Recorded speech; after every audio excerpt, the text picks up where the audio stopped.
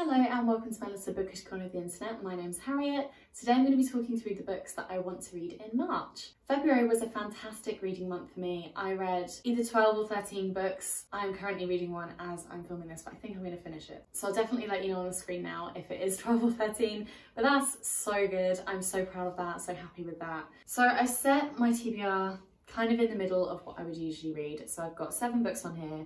I do technically need to read 8 per month if I want to hit my 100 books in a year challenge that I set for myself on Goodreads. However, I read more last month, so I'm kind of keeping it neutral, and if I read any more than what is on this list, then that will be perfect. So yeah, let's get into it. I'm also sorry if I seem distracted. There is a baby false widow spider right there on the carpet. I know it's tiny. I don't know if they can bite you when they're young or not, but there's been this big one in the kitchen for a really long time. We can't get her down. Don't want to kill her. But she did have babies. We had to hoover most of them up, but obviously one of them got free, so that is down there. It's quite small at the moment, but I still don't really want it near me. Anyway, the first book that I'm thinking of reading is The House and the Gorillion Sea by TJ Klune. I believe this touches in on sexuality, right? I think the author is gay and the main character in this story is as well, but I'm not sure. So please correct me if I'm wrong. I don't know much about this, I just know that it's very cute. It says, a magical island, a dangerous task, a burning secret. And we're following Linus Baker, who is the by-the-book caseworker in the department in charge of magical youth. So this is fantasy? That's very cool, I didn't realise that. This got given to me to read by someone and then I'm going to give it back to them, so it's on loan. So like I said, I don't know too much about it, but I know so many people have said it's amazing. And people have said that it's very like cozy and fun, and I love fantasy so much. So I am very happy now. I didn't realise that. Yeah, I'm really excited to read this. Please let me know if you have read this. Like I say, correct me if I'm wrong about the synopsis there, but it seems really interesting and very cute. And then we go from magical fantasy fun to straight up non-fiction about the Fens.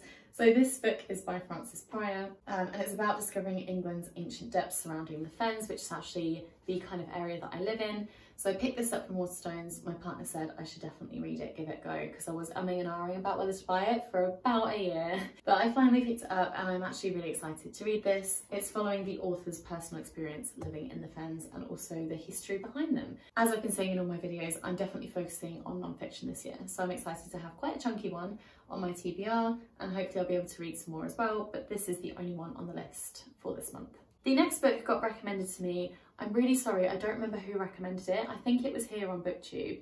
They put it in the comments, so I put it on my wish list and someone very kindly bought it for me.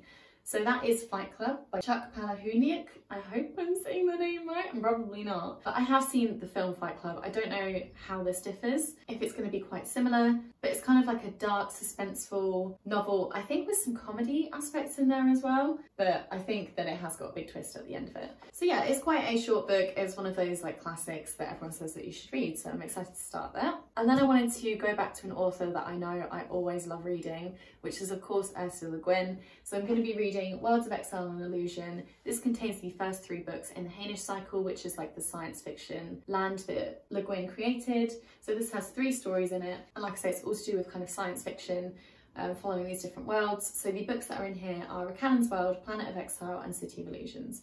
I'm just really excited to start this. I haven't read much science fiction recently, so this will be a nice stepping stone back into it because I was really enjoying it. And then because I really enjoyed The Handmaid's Tale by Margaret Atwood, which is the dystopian novel, I thought I'd pick up another one by a different author, which I have shown in a couple of TBRs in the past, but I promise I will read it this month. And that is The Memory Police by Yoko Ogawa. I don't remember the synopsis even though I've read it so many times.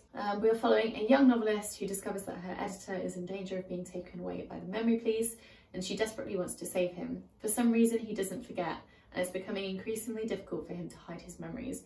Who knows what will vanish next? So it's in this place where things vanish and you're not supposed to remember the past, so similar to like 1984. I got gifted this I think for my birthday last year and I'm just really excited to read it. It's been on my TBR for long enough now, so I will definitely get into this.